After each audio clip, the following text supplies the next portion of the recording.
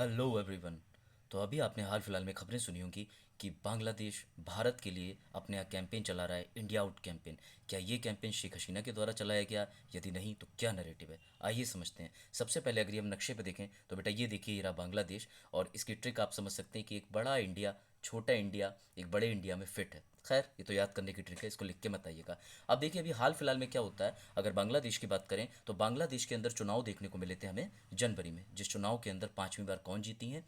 तो आप सभी को पता होगा कि बांग्लादेश की पीएम पुनः चयनित हुई हैं, जिनका नाम है शेख हसीना। बेटा ये शेख हसीना जो है वो पांचवी बार जीती, और इनके जीतने के साथ ही इनकी जो पार्टी है उसका नाम है बांग्लादेशी अवामी लीग, और जो विपक्ष की पार्टी है बांग्लादेश नेशनलिस्ट पार्टी। अब विवाद यहीं से शुरू हो जाता है। असल में जब इन्होंने चुनाव जीता तो ये याद रखिएगा कि इनके ऊपर विपक्ष ने आरोप लगाए कि आपने अग्रिम समय यानी जो चुनाव का फेस होता है तो गवर्नमेंट को कायदे में डिसॉल्व हो जाना चाहिए, लेकिन इन्होंने अपनी गवर्नमेंट जारी रखी। तो इस पर इनके विपक्षियों ने आरोप लगाए हैं कि आपने अग्रिम सरकार जारी रखी, जो कि गलत है, संवैधानिकता का कत्ल है, और आपको अपनी सरकार छोड़ देनी चाहिए थी।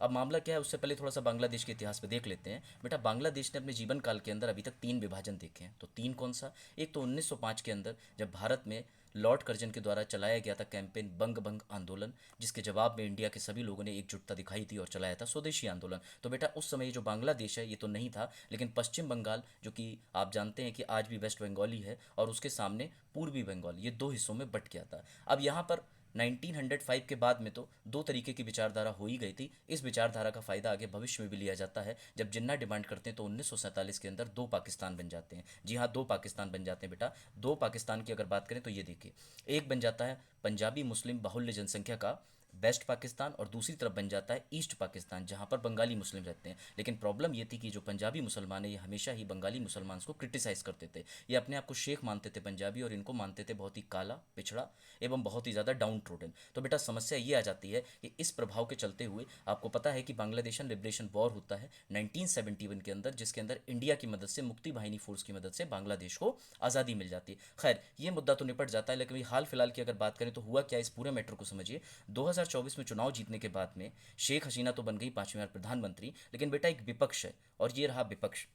इस विपक्ष की एक लीडर हैं खालिदा जिया। ये खालिदा जिया जो हैं, इनके हस्बैंड थे जिया उर रहमान। जिया उर रहमान वही व्यक्ति हैं जिन्होंने शेख हसीना जी के पापा जी यानी कि लेट शेख मुजीबुर रहमान की हत्या कराई थी। तो इन्होंने क्या करा, ना कि सिर्फ अग्रिम सरकार को लेकर चैलेंज कर दिया है, और इसी पर हमारे आदरणीय देश के प्रधानमंत्री जी ने जब शेख हसीना जी जीती तो उनको ट्वीट किया था। उनके ट्वीट के बाद में इनको इतनी घबराहट हो गई कि इन्होंने इंडिया बॉयकॉट का भी एक ट्रेंड चला दिया है। इस ट्रेंड को समझिएगा, शेख हसीना जी ने इस पर क्या स्टेटमेंट दिया है। तो बेटा शेख हसीना यही बात कर रही हैं कि इंडिया से हमारे राजनीतिक संबंध हमेशा अच्छे थे, हमेशा रहेंगे, और उन्होंने मुंह तोड़ विरोधियों को जवाब दिया कि अगर तुमको सच में बॉयकॉट करना है तो भारत की साड़ियां बॉयकॉट करो, लग्जरी आइटम बॉयकॉट करो, चिंता की कोई बात नहीं। लेकिन एक बात सोचने की है बस आपको, कि इंडिया से बांग्लादेश के संबंध कहीं आगे खराब तो नहीं होंगे, तो जान लीजिए कि बांग्लादेश के संबंध खराब नहीं होंगे। ये फ्यूचरिस्टिक अप्रोच है। कैसे?